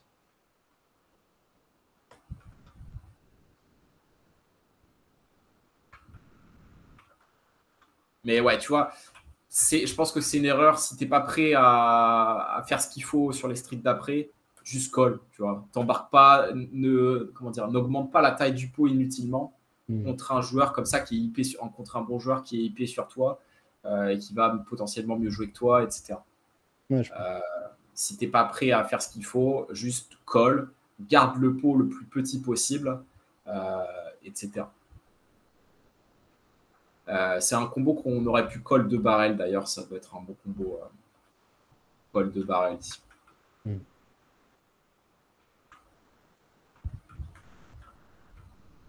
Et il prend un grand jam. Ça existe bien sûr. Waouh, ça c'est trop tight par contre. Tu limp minimum? Ouais, je comprends hein, la tactification par rapport au profil, à l'ICM, etc. Mais 9 et 7 suit en BVB, ça reste quand même excellent. Enfin, excellent. Ça reste quand même EV+, je pense, à VPIP. Donc, je vais limper ici. C'est un spot où on va jouer beaucoup en limp. Et je vais la limp fold. Je vais lâcher en limp fold ici. Ok. Après, à toi d'être équilibré, parce qu'il va très souvent t'ISO. Donc, tu vois, peut-être que celle-ci, tu vas l'ISO, enfin, tu vas la limp fold. Après, à toi de limper aussi les As Roi off, les As Dame off, les trucs comme ça, plutôt que les jams directement. À toi de les limper pour pouvoir les limper jam. Mhm. En TF, énorme chip lead de sa part. Ouais, ils sont tous short, il va se régaler là. Ouais, vraiment, il s'est régalé. Ouais, en termes de paliers, je sais pas si ça vaut le coup. T'as le screen des paliers ou est-ce que ça sert à quelque chose, tu penses ou... Ouais, j'ai. Ça, Bah, on peut regarder les chiffres. Après, la Ouais. proportion, ça sera toujours un petit peu la même. Hein. Ouais. Donc 7700 pour le premier. Ce qui pourrait être intéressant, c'est de regarder les risques premium Mhm. dans ce spot. Parce que là, c'est assez insane. Hein. Par exemple, le stack à 32 contre le stack à 67, Mhm. avec un stack à 9, un stack à 7 ici. Les risques Ah, ça doit premium être vont être 15% assez minimum. insane. Ouais. 15%, bien plus, je pense. Plus, ça ouais. 20% de plus. Donc, on va faire un petit check-up des risques premium avant de commencer. 67,5 et 7,9. Merde, c'est écrit pas. 9,1, 67,5, 7,9. Et table finale. Alors, moi, si je devrais deviner, je vais lancer le run.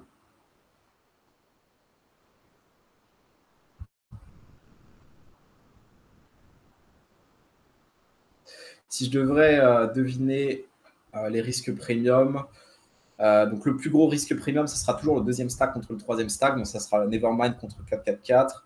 Lui, il a à peu près, je pense, ici 24, 25 peut-être. Quelque chose d'insane comme ça, genre 24%, 25% de risque premium. On va dire 23-24 plutôt. Ensuite, toi contre lui, à ton avis, t'es à combien? 15. Moi, je partirais pas plus que ça, je pense. 15. 15, ok, ça m'a l'air honnête. 15, aux alentours des 15, ouais, je suis ok. 15, Ensuite, 16. Juan Padema, c'est Pense. Playboy. Peut-être qu'ils sont plus vers les 18, 19, 20. 18, 19, Ouais, et 20. ensuite, par exemple, 4-4-4 contre Ninch. 4K4 contre Nietzsche, Ouais, 3%. ok, j'aurais dit un petit peu moins, j'aurais dit genre 2. Mhm. Et toi contre Ninch? 8, 9, hein. Même plus peut-être. On a vraiment des stacks assez similaires. Peut-être 11, hein. Peut-être 11. Ok. J'aurais dit 8-9, ouais, j'aurais dit 8-9 8, aussi. 9. Ok. Ouais, On ça c'est va un travail regarder super ça. intéressant qu'on a mis en place pas mal avec Ben. Et ouais, du coup, j'encourage pas mal les gens qui travaillent avec soit HRC, soit avec GT Wizard d'estimer un peu ces RP. Ça permet vraiment de progresser au poker, quoi. Ouais. Quand tu arrives en TF, toujours intéressant de faire un petit check-up des stacks comme ça, de comprendre les dynamiques qui vont exister sur cette TF. Alors, on est sur un 20 balles, hein, les mecs ne comprennent pas forcément toutes les notions d'ICM, mais quand on progresse à plus haut niveau, etc., les joueurs vont commencer à se rapprocher des stratégies ICM quand même. Et donc, c'est important de comprendre ces risques premium parce que c'est ça qui va déterminer à quel point on doit changer nos ranges. Donc, j'avais dit 23-24, on est à 22,4 UTG contre SB. Ici, donc Nevermind contre 4-4-4. Ensuite, on avait toi contre lui, on avait dit combien? 15, un truc Ouais. comme ça. On est à MP contre SB, on est à 15,7, on était pas mal aussi. Ensuite, 4-4-4 contre Ninch, on avait dit 2-3. SB contre BU, 1.7, donc plutôt aux alentours des 2. Et ensuite, toi contre Ninch, on avait dit 8-9. Donc hijack contre BU. Et on n'est qu'à 5%. Intéressant. C'est celui-là sur lequel on s'est le plus planté. Le fait qu'on couvre directement, ça cut quand même beaucoup de risques premium. Ok. Quand on perd, on reste à 4.3 BB. Donc 4.3 BB, c'est pas fou. Ok, bon, en tout cas, on n'était pas trop mal sur les autres.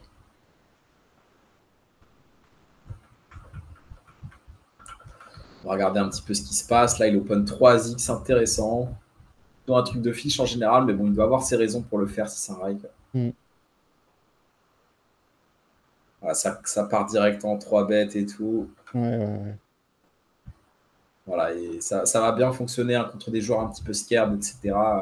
Ils vont pas avoir les couilles. Ils vont faire ça que en value, en fait, le 4 bet. Ils vont pas avoir les couilles de faire ça comme tu l'as fait tout à l'heure avec As-9 suited, avec des mains un petit peu plus médianes comme paire de 8, paire de 9, des trucs comme ça aussi. Waouh. Il a trouvé un 3 bet. Ah, quoique c'est. Ouais. Moi, je comprends pas. En fait, c'est pas forcément déconnant. Pourquoi il fait ça, je pense? C'est parce que si toi tu jams et que lui il colle, là il peut trouver un énorme seed fold avec beaucoup de mains. Parce que son stack il vaut plus grand chose et du coup choper un palier ça peut être cool pour lui. Donc en fait il fait ça, c'est un petit peu comme le tapis mid stack pour se laisser une porte de sortie. Je pense que c'est pour ça qu'il l'a fait. Après il m'a l'air quand même très tight ici. Autant jouer en call en fait. Ça m'a l'air tellement avancé en termes de stratégie, je comprends rien. Peut-être qu'il y a aussi une possibilité de couper les défenses à Juan Pademas. Par exemple, si on flatte de JMPV, est-ce que Juan Pademas il doit pas call avec certaines mains qui fold quand on reclique comme ça un peu plus? Ouais, c'est vrai. Ça doit changer un petit peu la range de défense. Il y a trop de paramètres à prendre en compte, je pense, pour que je puisse comprendre un play comme ça. C'est top reg du site ou... Ouais, bah non. Non. Alors, là, on est pour le coup sur un exemple d'un gros fiche. Ouais. Et d'ailleurs, la courbe, elle n'est pas si horrible que ça quand on regarde les stats, parce que pour l'instant, tout ce qu'on a vu depuis tout à l'heure, c'était plutôt des 10-13% de fin tardive. Là, on est sur un 5,5% de fin tardive et 1% de fin dans le top 3%. Donc ça, c'est vraiment des stats horribles. J'ai du mal à comprendre comment il peut être break-even avec des stats aussi nuls. Il a du good run. Et bon, après, il a BI6 aussi. Donc voilà, mais ça, c'est pour le coup, on voit ce genre de fiche. On sait que c'est directement un énorme fiche. C'est un peu en plus souligné par le score. Le score PogStat est assez précis. Hein. Je pense que le score PogStat est beaucoup plus représentatif que le score Sharkscope, par exemple. Antoine a vraiment fait un bon travail là-dessus sur le score, je trouve. Donc, quand on voit 12 directement, vous ne posez pas de questions. S'il y a un minimum de tournois, ici, il y en a 1300. Vous voyez un score de 12, c'est bon, c'est fiche. Bon, donc, je pense qu'il n'a pas pris sûrement pas ça. Pour... Ouais, c'est ça. C'était très polar son profil. Soit c'est vraiment top ABI 100, même plus que le gars ABI 90 là. Ouais. Soit c'est en fait non, il fait nimp. Ouais. Waouh. Okay. Ah, il a bien run. Bon, ça c'est plutôt une bonne nouvelle pour nous. Alors là, ici, si on a bien compris toutes les dynamiques de l'ATF, on sait que ce mec-là, il va pouvoir open comme un dégénéré. Et du coup, As-Valet est largement good pour rejam ici. Ouais, je pense que je l'ai pris. Yes. C'est parti. Dans ce spot, ce que je me dis, c'est est-ce que je l'aurais pris déjà au bouton normalement? Enfin, en règle générale, s'il n'avait pas open. Et est-ce que sa range va forcément changer un peu par rapport à ça, tu vois? Parce que là, je pense que j'ai de la FE, donc à la limite, j'ai pas de problème de jam par rapport à ça. Et est-ce que sa range est assez wide pour que je le prenne? Plus, est-ce que je l'aurais pris normalement au bouton, quoi? Parce que j'ai pas envie d'élargir juste parce que lui, il a une range large, tu vois. J'ai pas envie de rentrer dans une guerre contre lui et oublier que derrière, en fait, il y a des gars contre qui je dois pas punt. Ah bah, t'as aucun problème. T'oublies ce mec-là, t'as aucun problème à jam ça, ouais. As-Valet dans ce spot. Et As-9 off, tu le prends ici au cut-off, au bouton? As-9 off, non. Sans que lui, il est open. Ah, oui, je jam As-9 off ici. Ok. S'il n'y a pas ce mec-là et qu'on est premier de parole, je jam As-9 off ici. Ouais. Pas super intéressant.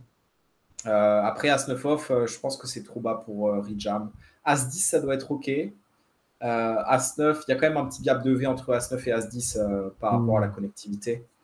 Donc, As-10 doit être OK à jam et As-9, ça doit être plutôt un fold. Ouais, OK. Ouais, top. Okay. Mais voilà, là, tu me parlais d'un gars qui a 42 VPIP. En plus de ça, il est 90 en TF d'un series à 20 balles. Il a 3 fois plus que le deuxième. Enfin, là, il va open bien comme il faut, voire plus que la théorie. Mais la théorie va déjà abuser de fou. Ouais, on peut voir, il a éliminé tout le monde. Hein. Ah, je vais regarder ça allait vite vite. fait. Hein. Ouais. Regardez vite fait. C'est assez spectaculaire. Ça allait voilà, vraiment... alors ça n'existe pas, par exemple. Ouais. C'est un spot où il a de l'AFE sur son rejam. Il a absolument pas envie de flat contre un chip leader qui a 5 fois son stack. Donc ça, ce flat-là n'existe pas. On va jouer notre range en 3 bets ou en jam ici, et principalement en jam. Parce que les 3 bêtes, on n'a pas envie de trop 3 bêtes non plus. Même une main comme roi ici, je pense que c'est un jam. Donc en fait, on va jouer beaucoup de jam. Et on va 3 bêtes ultra polarisées. As-Roi suit, As-As, As-10 off peut-être, en bluff. Ça va être un petit peu ça. On va regarder. Ok, il check. Ouais, après, il lui a fait l'amour, hein, je crois. Alors, il a call et il a donc jam, je crois, river. Il y a des trucs comme ça. Genre, il a vraiment... c'est super intéressant aussi, parce que... Il se base sur le fait que je pense Villain aurait beaucoup trop bet ses flush draw au flop. Et du coup, il se base là-dessus pour potentiellement donc bet. Alors, je sais pas, hein, ça se trouve, il était en value. Mais... Ouais. On pourrait regarder d'ailleurs. Ah oui, on avait regardé. Il y a moyen qu'on ait regardé. Hein. Je crois qu'il était il était pas en value. Hein. Il était pas en value. Ouais. Non. Il a éliminé un joueur qui... alors attends, il a éliminé un joueur. Charme en BVP 9-9, donc facile ce jeu. Tu vas voir, encore facile là.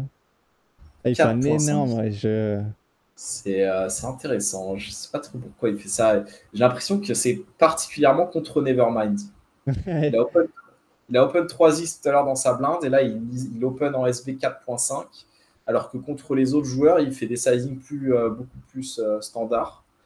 Donc j'ai l'impression que c'est vraiment contre Nevermind qui fait ça. Donc on va regarder le profil de Nevermind qui avait l'air de pas mal se défendre en tout cas. Je crois que c'était correct, pas mal Nevermind. Ouais, c'est pas mal.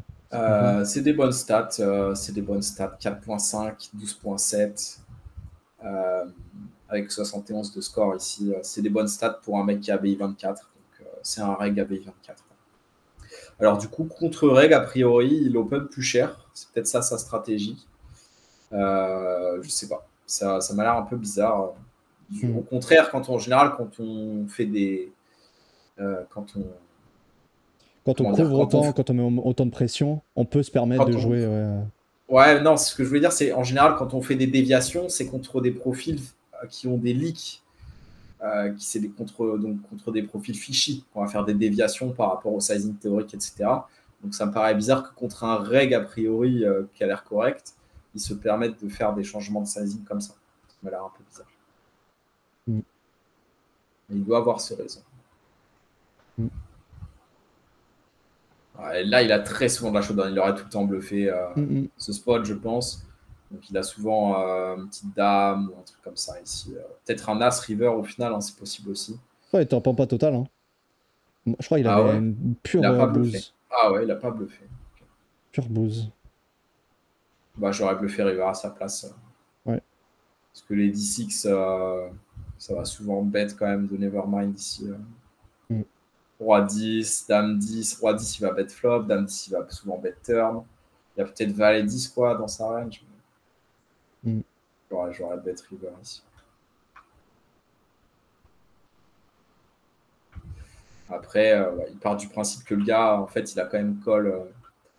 D'ailleurs, il s'est fait cramer un peu là. Il a open 4.5, Ouais, 3 il et a call 7 quand off. même assez tough, ouais. Ouais, ouais. Donc là, il est cramé. Il est allé au showdown avec 3 et 7 off en BVB alors qu'il avait open 4.5. Donc il va devoir changer sa stratégie potentiellement ici. Hmm. Ouais. Et en fait, je pense qu'il est parti du principe que le gars a call un gros bet pré-flop. Du coup, il a juste give up sans hésiter. C'est un board qui touche pas mal la range de défense en plus. Hein. La partie Broadway off, etc. Hmm. Okay. Ouais, 9-9. Intéressant. Qu'est-ce qu'on colle ici? Je pense que je colle. Tu jam toi à 7-7? Non, j'open. Hmm. On aura très peu de jam ici, je pense. 16 deep. 16 deep en TF. Je pense qu'on aura très très peu de jam. Voire peut-être pas du tout. Il a quand même rejam avec un mec à 35 derrière. Ouais, on n'a pas trop la place de call pour fold sur Nevermind. Peut-être quelques combos genre As-Dame off. Peut-être que As-Dame off, on a le droit de call et de fold si Nevermind met tapis, mais je suis même pas sûr. Hein. Non, je pense que ça m'a. Non, pas du tout. Pas du tout. Du coup, autant juste jam direct. Ok, quoi, multi-way. Il y a le multi-way maintenant sur Wizard, donc j'ai pu faire quelques expériences intéressantes. On va pas Ouais, depuis rentrer hier, ouais. dans le sujet de fou, mais Ouais. c'est super intéressant.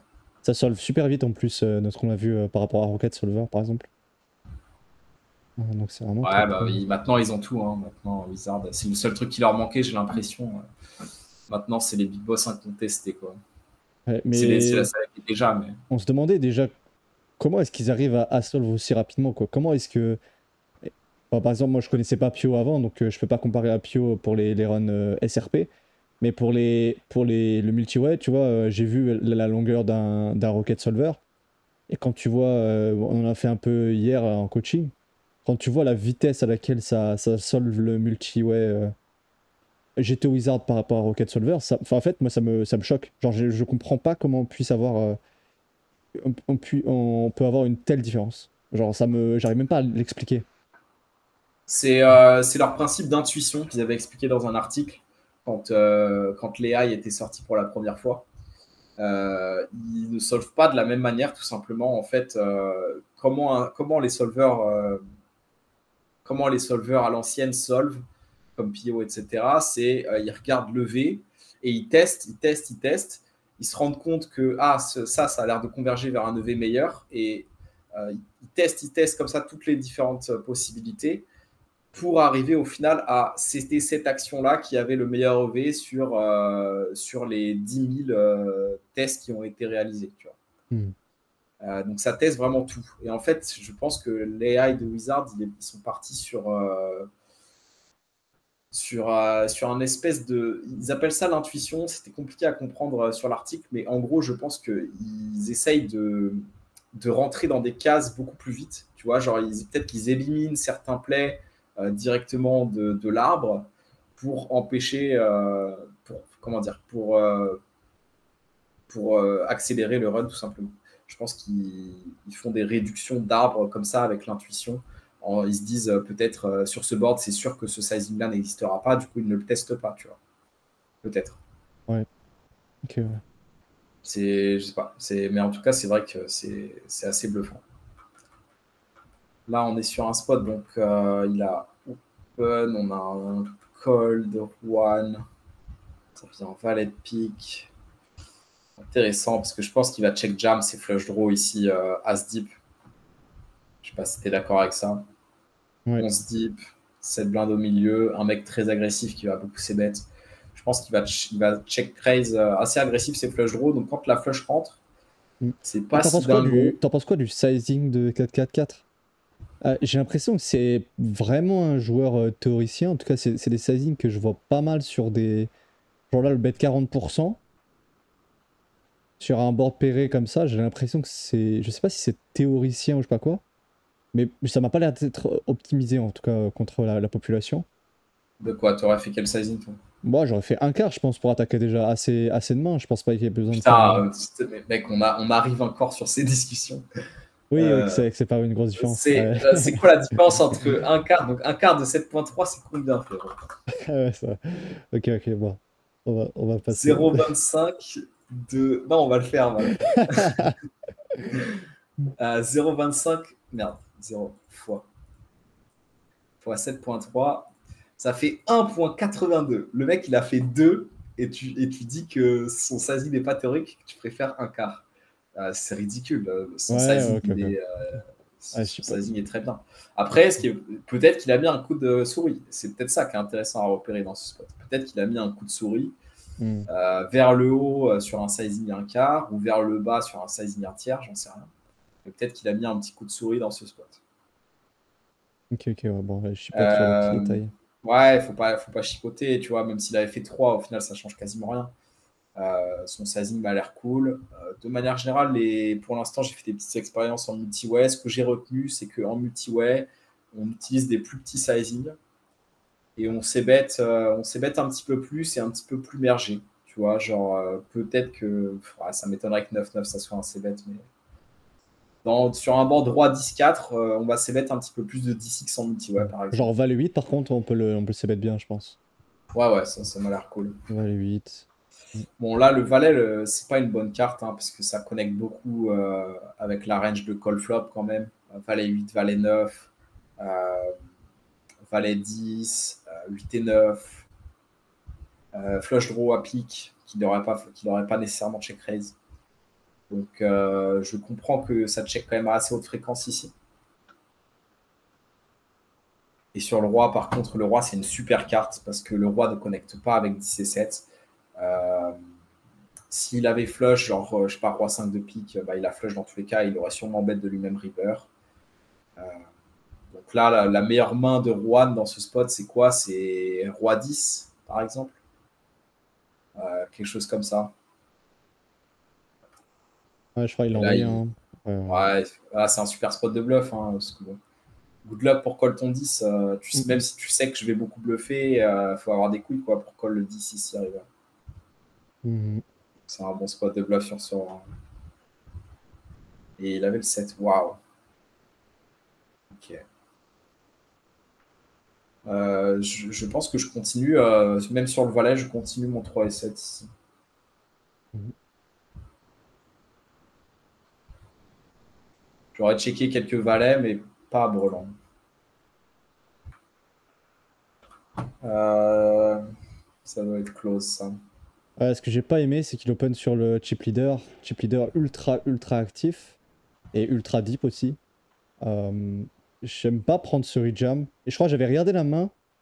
Ouais, on avait regardé la main, je crois même quasiment, peut-être quasiment presque sûr ensemble. Et je crois qu'il avait pris une main un peu trash, genre un truc en mode il s'en fout d'open sur lui. Il y va franco, quoi. Je crois qu'il avait pris peut-être, bon, il avait pas pris une trash totale, mais il avait pris peut-être un As-3 off, genre un élargissement de range, quoi, un léger élargissement de range. Hmm. Alors que moi, personnellement, j'aurais carrément, bah, je serais allé dans l'autre côté, quoi. Je suis allé vraiment dans le tatification de la range ici. Ouais, ouais, clairement. Peut-être qu'il a même pris genre Dame set off. Je crois que c'était genre une main comme Dame set off. Genre en mode vraiment on bat les couilles Dame quoi. set off. Ah ouais, Ouais. c'est très spécial. En plus, il avait des bonnes stats et tout. Ça m'a l'air vraiment Ouais. bizarre. Peut-être un misclick. Faudrait faudrait vérifier, mais je sais pas s'il y en a un peut-être dans les commentaires qui va aller checker la table finale qui est Cards Up sur Winamax à l'époque et qui veut nous donner la confirmation. Mais ouais, je crois que c'était un truc comme ça. En fait, c'est un truc que je me suis dit, mais en fait, il s'en fout total quoi. Il s'en fout total. Bon, en tout cas, je comprends ta vision dans ce spot. Le gars, on l'a pas vu ultra actif, hein, Nevermind. On l'a vu jouer quasiment aucun coup d'ailleurs. Euh, Très peu open, etc. Donc, et en plus de ça, il open dans la blinde du chip leader. Donc, je comprends ton assumption à ce moment-là du tournoi de te dire qu'il va être tight, etc. Et là, tu ferais tapis au bouton? Bah, du coup, contre un mec qui respecte le chip leader et qui va Non, non, open mais tight. genre, t'enlèves le cutoff. Tu fais Ah tapis, oui, ouais, oui, ouais. bien sûr. Ouais, Ouais. ouais, ok. J'aurais jam 7-7, je pense, ici. Hmm. Continue avec son open 4.5, ouais. Mm. Bon, quand on a vu le 3 et 7 off, je sais pas, on peut commencer à peut-être cliquer agressif, faire 10 bébés, des trucs comme ça, parce que bon, il est tellement polar que il faut pas faire très cher pour faire fold 3 et 7 off, quoi. Mm.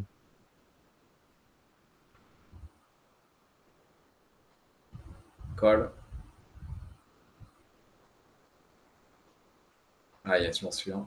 Passer celui-là. Ouais, ouais. Lui, il est important. Il vaut combien, Il lui? Il était tendu, vaut celui-là. 1500, un peu plus peut-être? Ah non, il vaut plus, il vaut plus. Il vaut... Ah non, il vaut un peu moins.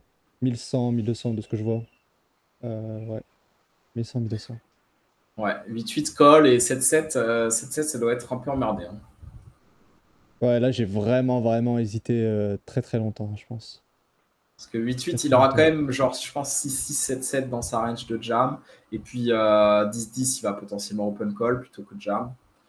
Donc avec 8-8, c'est OK, mais avec 7-7, je pense que ça commence à être un peu close. Hmm. OK. Fold.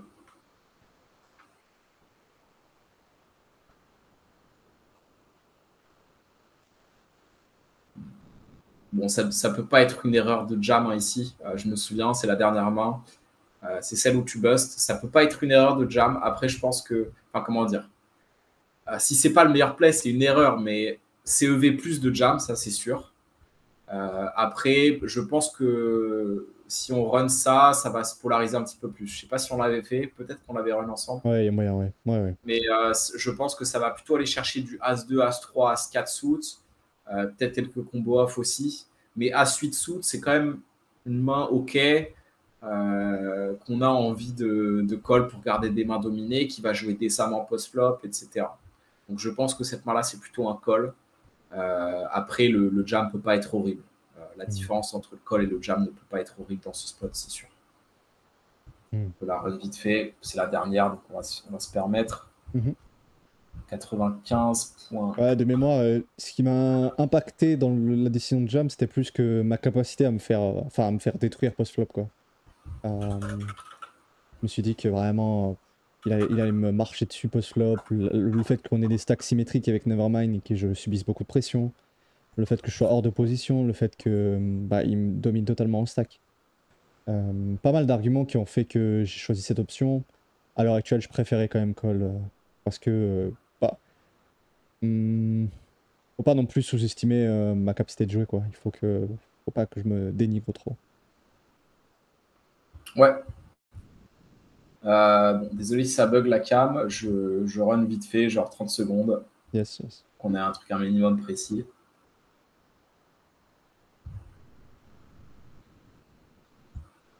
Et oui, comme tu as dit, As-2, As-3, As-4 suité, je pense que c'est peut être bon jam. As-5 suité déjà, je pense que ça joue bien aussi en flat. As-6 suité, pourquoi pas jam. Et après, au-dessus, ça paraît sous-optimal. As-6 suité, c'est toujours les As-6 comme ça, les mains avec des 6 en général. C'est souvent des mains que je pense que je joue mal. Mais il faudrait voir peut-être sur le long terme comment il faut les jouer. Alors au final, on voit que c'est pas trop sur les As-6 suited qui va chercher les jams. Je pense que c'est contre des ranges plus tight qu'on va chercher ces combos-là. C'est s'il avait été au low jack. On a vu un spot comme ça un petit peu plus tôt. Euh, je crois que c'était en demi-finale. Où là, je pense que c'était peut-être un petit peu plus propice pour jam les As-2, As-3. Là, c'est pas trop le cas. On voit qu'il préfère plutôt call. Et par contre, ça va chercher plutôt les As-6 off qui auront une moins bonne jouabilité post-flop, hors de position, etc.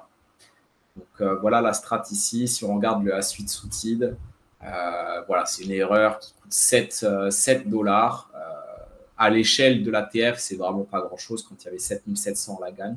Mais bon, c'est des petits détails comme ça.